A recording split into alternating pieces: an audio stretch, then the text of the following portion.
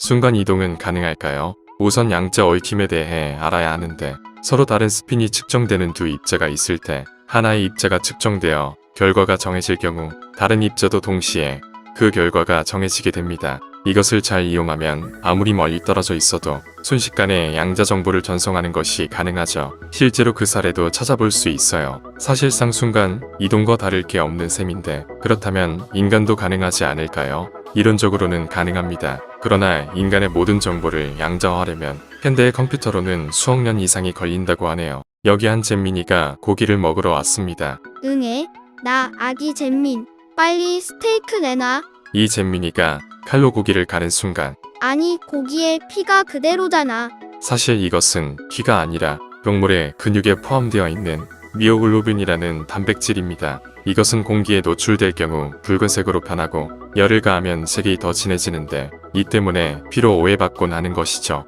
하지만 빨갛죠? 우리는 일상에서 에탄올을 쉽게 접합니다. 특히 술을 통해 섭취하는 경우가 많은데 문득 궁금증이 생깁니다. 실험실에 있는 에탄올은 왜 못 마시게 하는 것일까요? 물론 실험실에 있는 대부분의 것들은 먹으면 안 되긴 하지만 에탄올은 확실한 이유가 있습니다. 실험실에서는 보통 순도가 높은 공업용 에탄올을 사용합니다. 그런데 법적으로 이 공업용 에탄올에는 주세를 부과하지 않습니다. 즉 마음만 먹으면 이것을 희석시켜 술로 만들어 먹을 수 있다는 것인데 이를 막기 위해 공업용 에탄올에는 소량의 메탄올이나 데나토늄 벤조에이트 등을 첨가해요. 메탄올을 섭취하면 어떻게 되는지는 댓글을 참고하시고 데나토늄 벤조에이트는 스위치 게임친 맛이 나므로 실험실에서는 에탄올을 마시지 말라고 했던 것이죠. 우리는 보통 불을 끌 때 물을 사용합니다. 그런데 왜 그럴까요? 잘 생각해보면 뭔가 좀 이상합니다. 대부분의 물질은 불에 타는데 왜 물은 연소되지 않는 것일까요?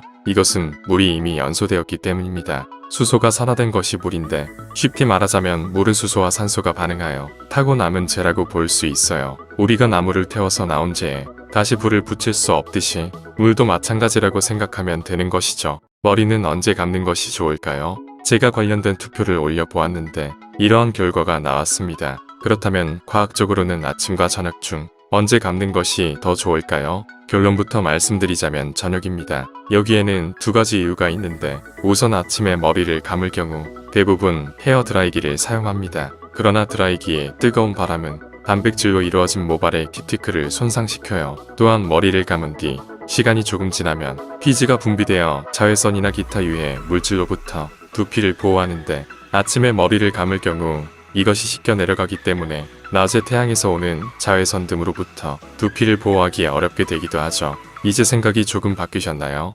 지구로부터 멀리 떨어져 있는 별에서 온 빛은 일반적인 망원경으로는 관측할 수 없습니다. 전파 망원경과 같은 것을 사용해야 하는데 왜 그런 것일까요? 이것은 적색 편의에 의한 것입니다. 우선 도플러 효과에 대해 알아야 하는데 구급차의 사이렌이 쉬운 예시입니다. 파동의 근원이 움직일 경우 그 물체가 내보내는 파장이 길어지거나 짧아지는데 이것을 도플러 효과라고 불러요. 적색 편의도 이와 비슷합니다. 우주는 계속 팽창하기 때문에 지구로부터 멀리 떨어진 별에서 오는 빛은 파장이 점점 길어집니다. 가시광선을 기준으로 볼 때 파장이 긴 적색 쪽으로 치우쳤으므로 적색 편이라고 하는 것이죠. 참고로 그 반대는 청색 편이라고 한답니다. 알파선, 베타선, 감마선. 아니, 크크 그거 다 똑같은 방사선 아님?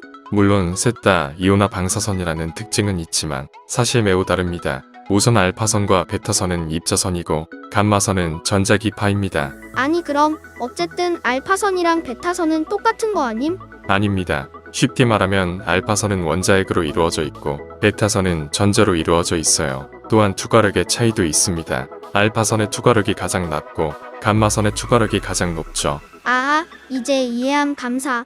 매운 음식은 아주 중독적입니다. 그런데 대체 왜 그런 걸까요? 우선 매운맛이 통각이라는 것은 누구나 아는 상식일 겁니다. 매운 음식을 먹을 경우 뇌는 몸이 열을 느낀다고 감지하는데 이때 엔도르핀과 도파민을 방출합니다. 엔도르핀은 유명한 마약성 진통제인 모르핀보다 수십 배가량 강력하기 때문에 매운 음식은 엄청나게 중독적인 것이죠.